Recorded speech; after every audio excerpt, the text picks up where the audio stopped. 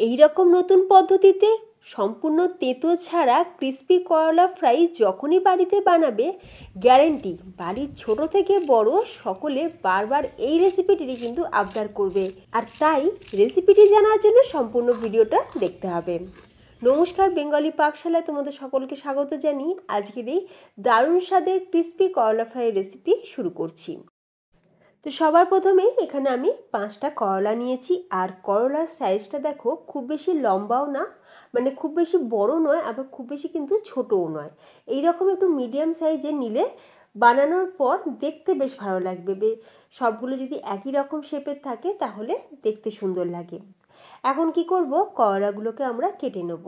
আমি কিন্তু করলাগুলো খুব ভালোভাবে ধুয়ে নিয়েছিলাম।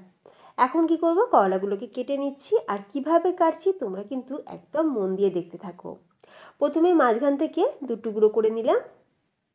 এরপর এর যে ভেতরে যে বীজটা, সেটাকে আমরা চামচ দিয়ে বীজটাকে বার করে নেব।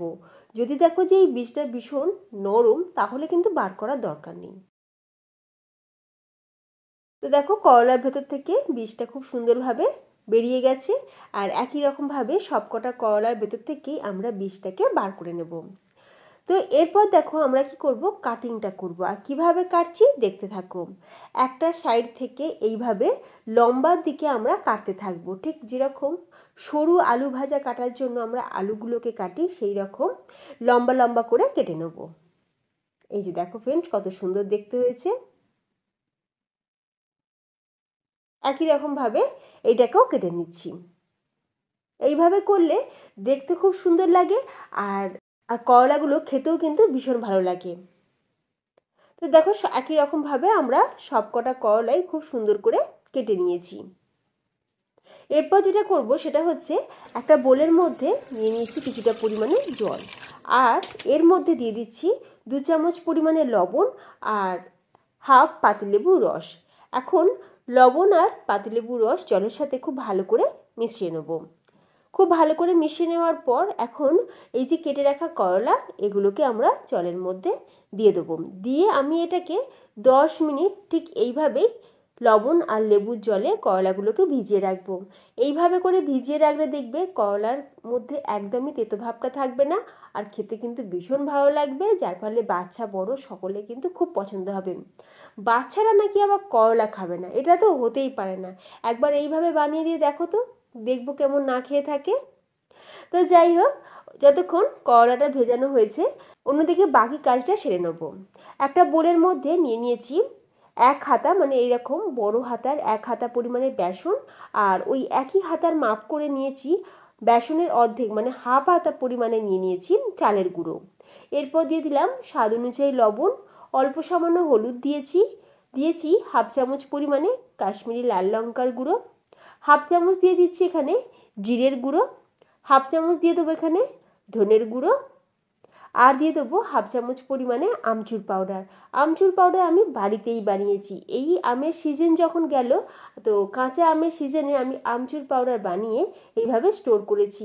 আমার একটা বছর কিন্তু এই আমচুর পাউডার আমাকে আর কিনতে লাগবে না। বাড়িতে বানানো আমচুর পাউডার তো, তাই একদমই কেমিক্যাল মুক্ত। তো দেখো, সব কিছু শুকনো উপকরণ আমরা খুব ভালো করে কিন্তু মিক্স করে নিলাম। খুব ভালো করে মিক্স করে নেওয়ার পর এখন এক একটা করলা জল থেকে তুলে নিয়ে আমরা কি করব, করলার গায়েতে এই যে শুকনো যে উপকরণগুলো সেটাকে মাখিয়ে নিচ্ছি। আর করলার সাইডে যে কাটিংটা রয়েছে তার মধ্যেও সুন্দরভাবে মাখিয়ে নিয়েছি। একই রকমভাবে সবকটা করলা দেখো আমরা রেডি করে নিলাম। করলাগুলো তো রেডি হয়ে গেছে। এখন কি করব, তেলের মধ্যে ডিপ ফ্রাই করে নেব। গ্যাসের ওপর কড়াই বসিয়ে বেশ খানিকটা পরিমাণে সাদা তেল খুব ভালোভাবে গরম করে নিয়েছিলাম। তো এখন গ্যাসের ফ্লেমটাকে মিডিয়াম টু হাইতে রেখে করলাগুলোকে আমরা লাল লাল করে ভেজে নেব। করলাগুলো দেওয়ার সাথে সাথে কিন্তু একদমই নাড়াচাড়া করা যাবে না, তাহলে করলার ওপরে যে কোটিংটা সেটা কিন্তু উঠে আসবে আর তেলটাও নষ্ট হবে। তো করলাগুলো দেওয়ার পর কিছুক্ষণ ওয়েট করবে, মোটামুটি 2 থেকে 3 মিনিট একটু ওয়েট করে তারপরে আমরা করলাগুলোকে উল্টে পাল্টে লাল লাল করে ভেজে নেব। তোমাদের সাথে কথা বলতে বলতেই দেখো ফ্রেন্ডস, করলাগুলো কিন্তু খুব সুন্দরভাবে ভাজা হয়ে গেছে, কালারটাও দেখো খুব সুন্দর এসে গেছে।